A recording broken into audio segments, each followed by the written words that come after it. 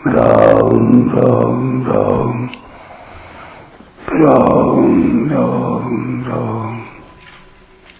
राम राम राम नारायण नारायण। क्रिया और पदार्थ न तो परा प्रकृति में हैं और न परमात्मा में हैं, प्रत्युत अपरा प्रकृति में हैं। अपरा प्रकृति क्रिया रूप और पदार्थ रूप है। परमात्मा प्रकृति की सहायता से ही सृष्टि रचना करते हैं। परा प्रकृति अर्थात जीव क्रिया और पदार्थ रूप अपरा प्रकृति में आसक्ति करके और उसका आश्रय लेकर बंध जाता है। अपरा की आसक्ति और उसका आश्रय लेना ही जगत को धारण करना है। इसलिए भगवान ने 7वें अध्याय के आरंभ में ही मय्यासक्त मनः पार्थ योगम युञ्जन मदाश्रयः पदों से अपने में आसक्ति, प्रेम करने और अपना आश्रय लेने की बात कही है। अगर जीव अपना प्रकृति में आसक्ति न रखे और उसका आश्रय न ले तो वह मुक्त हो जाएगा। अगर वह भगवान में आसक्ति, प्रेम करे और उनका आश्रय ले तो वह भक्त हो जाएगा। जगत की स्वतंत्र सत्ता नहीं है। बांधने वाला जगत तो जीव ने ही बना रखा है। जीव जगत को धारण करता है, इसी से सुख दुख होते हैं, बंधन होता है। 84 लाख योनियां, भूत प्रेत पिशाच देवता आदि योनियां तथा नरकों की प्राप्ति होती है। सत्व, रज और तम ये तीनों गुण कोई बाधा नहीं देते, परंतु इनका संग करने से जीव ऊर्ध्व गति, मध्य गति अथवा अधोगति में जाता है। कारणम गुण संगोस्य सदसद योनि जन्मसु।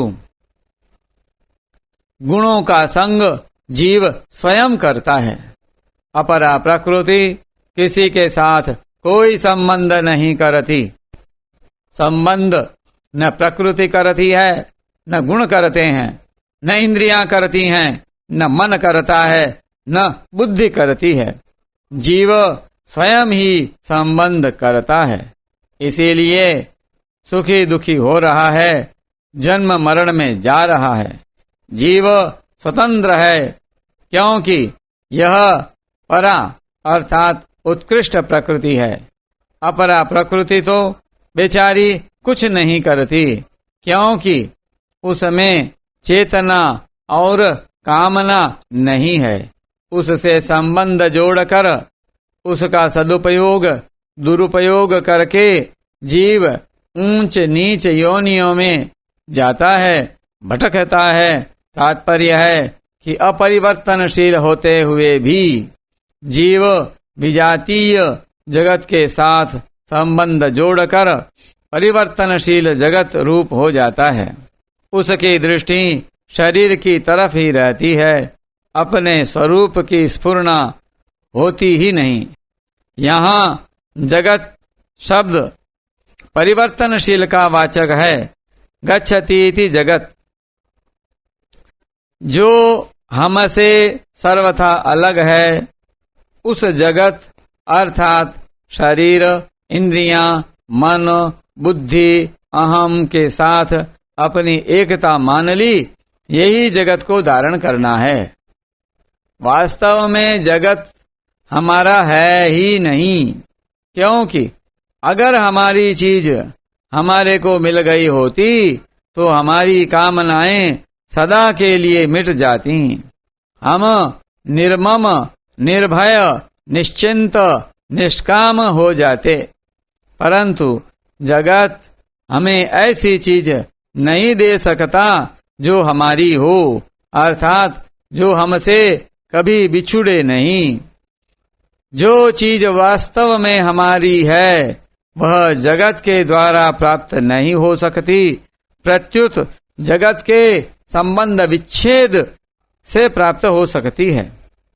हमारी वस्तु है परमात्मा। हम उस परमात्मा के ही अंश हैं। ममैवांशो जीवलोके।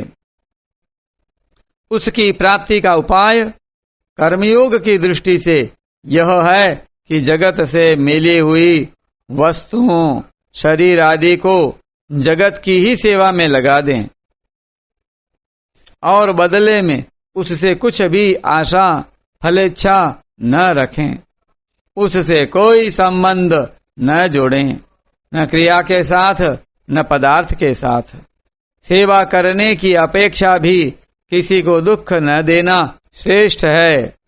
किसी को भी दुख न देने से, किसी का भी अहित न करने से सेवा अपने आप होने लगती है, करनी नहीं पड़ती।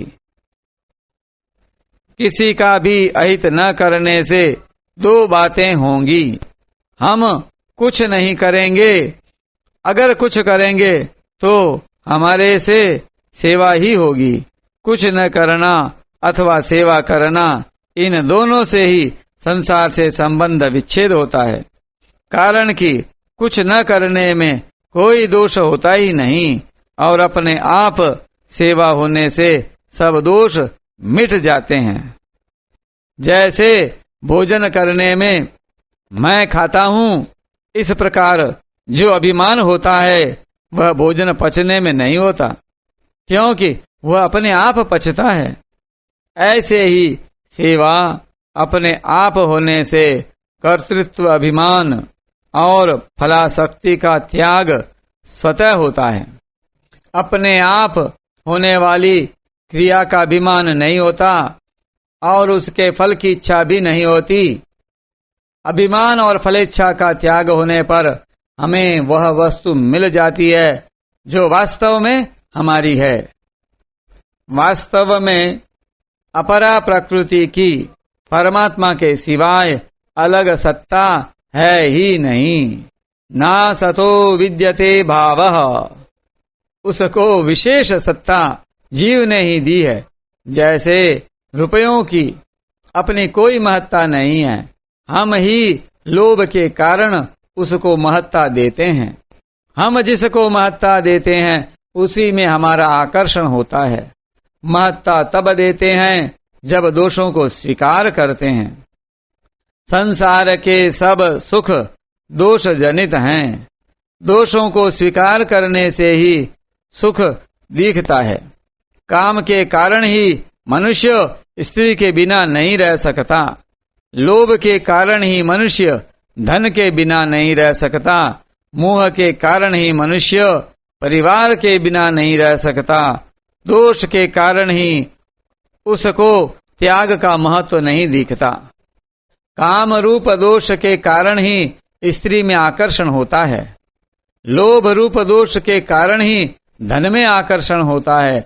मोह रूप दोष के कारण ही कुटुंब परिवार में आकर्षण होता है आदि। परंतु दोषों के साथ तादात्म्य होने के कारण दोष रूप से नहीं दिखते और हमें इस बात का पता नहीं लगता कि हम ही उनको अपरा प्रकृति को सत्ता और महत्ता दे रहे हैं। तादात्म्य मिटने पर दोष तो रहते नहीं और गुण दिखते नहीं। अनंत ब्रह्मांडों में 3 लोक, 14 भुवन, जड़ चेतन, स्थावर जंगम, थलचर, जलचर, नभचर, जरायुज, अंडज, स्वेदज, उद्भिज, सात्विक, राजस, तामस, मनुष्य, देवता, पितर, गंधर्व, पशु, पक्षी, कीट, पतंग, भूत, प्रेत, पिशाच, ब्रह्म राक्षस आदि जो कुछ भी देखने, सुनने, पढ़ने तथा कल्पना करने में आता है, उसमें परा और अपरा इन 2 प्रकृतियों के सिवाय कुछ भी नहीं है। जो देखने, सुनने, पढ़ने तथा कल्पना करने में आता है और जिन शरीर, इंद्रियां, मन, बुद्धि, अहम के द्वारा देखा, सुना, पढ़ा, सोचा जाता है, वह सब का सब अपरा है। परंतु जो देखता, सुनता, पढ़ता, सोचता, जानता, मानता है, वह परा है। परा और अपरा दोनों ही भगवान की शक्तियां होने से भगवान से अभिन्न है, अर्थात भगवत स्वरूप ही है। अतः अनंत ब्रह्मांडों के भीतर तथा बाहर और अनंत ब्रह्मांडों के रूप में एक भगवान के सिवाय किंचन मात्र भी कुछ नहीं है। वासुदेवः सर्वम् सदसच्चाहम् अर्जुन। संसार के सभी दर्शन मत मतांतर आचार्यों को लेकर हैं, पर वासुदेवः सर्वम् किसी आचार्य का दर्शन मत नहीं है, प्रत्युत साक्षात भगवान का अटल सिद्धांत है, जिसके अंतर्गत सभी दर्शन मत मतांतर आ जाते हैं। अपरा जगत को स्वतंत्र सत्ता जीव ने ही दी है। येदम धार्यते जगत, अपरा भगवान की है, पर उसको अर्थात शरीर, इंद्रियां, मान, बुद्धि, अहम को अपना और अपने लिए मान लेने से ही जीव बंधन में पड़ा है।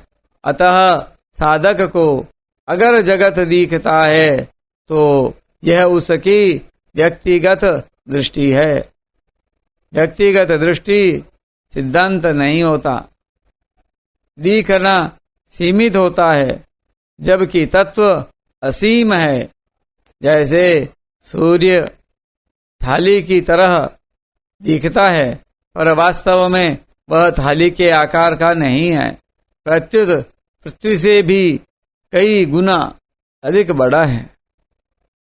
अगर साधक को जगत दिखता है तो उसको निष्काम भाव पूर्वक जगत की सेवा करनी चाहिए।